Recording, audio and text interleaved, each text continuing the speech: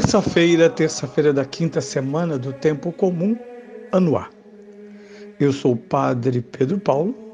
Estamos começando agora mais um programa, a Bíblia no Mundo de Hoje. Bem, nessa terça-feira continuo sobre o texto desse domingo passado, São Mateus capítulo 5, versículos 13 a 16, que se encontra no desenvolvimento dos capítulos 5 a 7, isto é, o famosíssimo, ilustre discurso da montanha.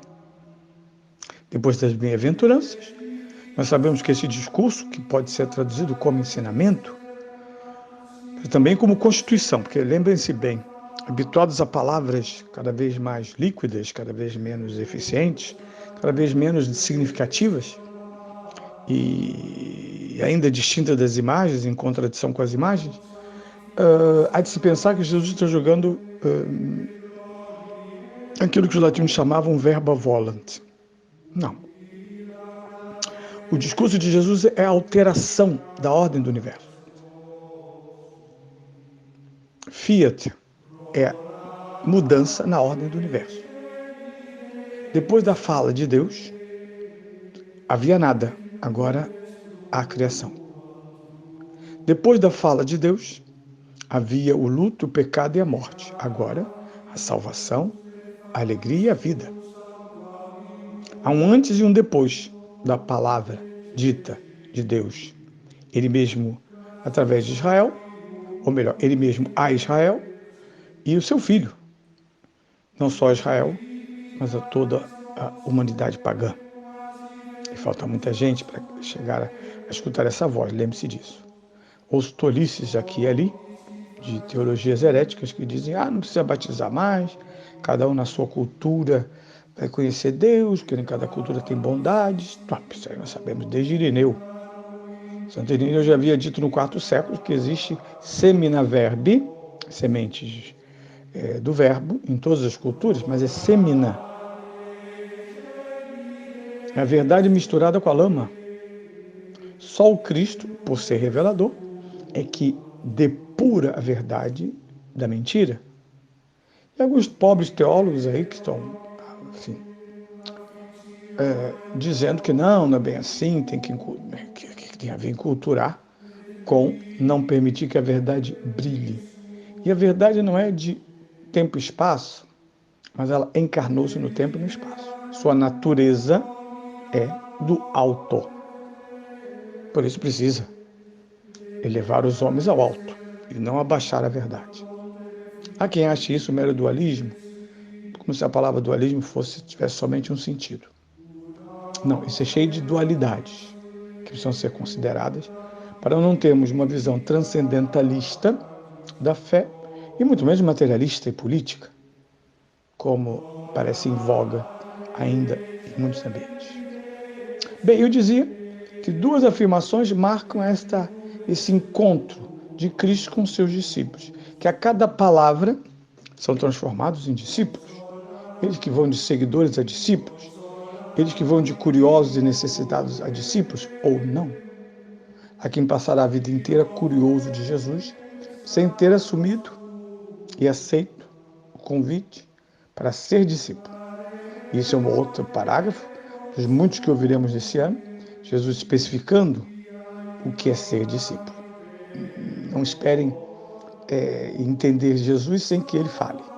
Por isso estamos sempre de ouvidos e olhos, diz a carta aos Hebreus, de ouvidos e olhos fixados nele, causa da nossa salvação. A primeira afirmação é: vós sois o sal da terra. Sim, isso é ser discípulo. E é acompanhado imediatamente com uma ironia. Parece uma questão, mas é uma ironia. Se não salga, se perdeu a força, para que serve? É forte dizer que a existência cristã, não sendo sal, ele responde, não serve para nada. Mas eu sou discípulo de Jesus. Insípido. Não serve para nada. Jesus vai mais longe. Mas eu quero insistir nesse soco no estômago. Eu me considero discípulo de Jesus. Mas se Jesus disser que eu sou insípido, lá no Apocalipse vamos escolher uma coisa ainda mais forte. Como sois morno, não sois quente nem frio, eu te vomito. Forte, apocalíptico. Dito a uma das igrejas, aos discípulos de uma das igrejas das 7, que compõem o círculo das igrejas de São João, do Apocalipse de Éfeso. Muito bem. Jesus não só apresenta duas negativas. Primeiro, sal que não salga, não serve para nada, porque não é mais nem sal. A grande história das contradições do cristianismo não é feita pela instituição divina, está na moda dizer a igreja. Muitos católicos usam essa expressão de modo equívoco. A igreja nos escondeu a Bíblia. A igreja... dobre sua língua, calma. Creio na igreja una, santa, católica e apostólica. Mas eu posso dizer que a igreja, na ação e na figura dos cristãos, pode ser insípida. Pode ter se tornado insípida. Seja por busca desenfreada de poder, de dinheiro, seja por ter se perdido. Hoje temos cristianismos híbridos. Não hoje, perdão, sempre houve. Lembre das heresias, que é um tema que não é mais tratado, porque é verdade, não havendo mais razão de falar de verdade, não tem sentido falar em heresia. É verdade. Não havendo erro, porque não há verdade, por que falar de heresias, né? Então, grande parte da igreja se torna obscura. E aí trocar a palavra heresia por preconceito, para facilitar o sociologismo local. Heresia é afirmar, escrever, ensinar algo que ofenda, obscure ou retorça a verdade. Que mesmo partindo da verdade, por fim a nega. Para demonstrar que Jesus era Deus, foi preciso diminuir a sua humanidade. Ao contrário, para mostrar que era homem, foi preciso diminuir a sua humanidade. E para os judeus, era impossível unir monoteísmo com o mistério revelado por Cristo, que é o Deus unitrino. Heresias. Pois bem, heresia é sal que não salga. Cristãos heréticos são sal que não salga. Jesus responde: para que servem esses discípulos insípidos? Para nada. Ah, não, desculpe. Senão para ser lançado fora e pisado pelos homens. Aqui está a profecia mais grave de Jesus. Aqui e ali vejo gente muito pouco preparada, para variar, com alguns exemplos. Pedofilia. O Giro do Vaticano. Aquelas pontuações. Para então concluir, jogou a igreja no lixo. Alguns ainda tentam um recurso mais infantil, que é divorciar Cristo da igreja. Eu amo Cristo, mas não vou à missa. Onde é que você tirou esse ser químico? Porque é uma fórmula química. Cristo sem a igreja, ou a igreja sem Cristo. Uma fórmula química da sua cabeça ou da comodidade de quem não só não é sal e não salga, mas também não se deixa salgar. Por muitos milênios, os homens sem as geladeiras, e viveram muito bem sem ela, pelo menos por algum tempo, salgavam, era o charco. Quem não gosta de carne de sol, né? Era o charco. Eu me lembro pequeno no mercado, estava lá exposto, hoje tudo não pode. Estava lá exposto lá, de pedaços de porcos ou coisas que se usavam para o feijão e para outras coisas, cheio de sal grosso. Cheio de sal grosso. E é interessante como o sal é tão importante que está na liturgia e nos sacramentais. O sal.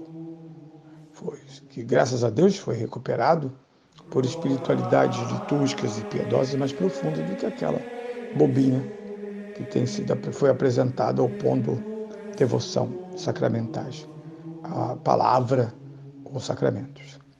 Pois bem, se não para ser lançado fora, jogado fora.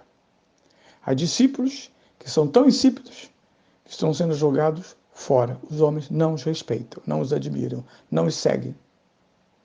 E por fim, numa analogia, quando Jesus diz, não deem pérola aos porcos, Porque ao prová-las, eles vão detestá-las, porque não são para comer. E vão se, no seu cérebro animal vão se revoltar. Por que me destes algo para comer que não é para comer? E diz Jesus, cuidado para que eles não se voltem contra vós. De quando em quando os porcos se voltam contra os seus falsos doadores de alimento. Que são as falsas ideias, as falsas promessas. As ideologias são falsas pérolas dadas aos porcos, como verdadeiras pérolas. Por fim, é preciso pensar que quando muitos homens jogam fora maus cristãos, e no fundo todos nós somos maus cristãos, sob o ponto de vista da luz, ou melhor, do sal, jogam fora a criança. Porque se produzimos água suja, sim, nossos pecados produzem água suja, incapazes, nossos pecados agora, depois do batismo, de sujar a água límpida do próprio batismo, que é a alma e fonte da igreja.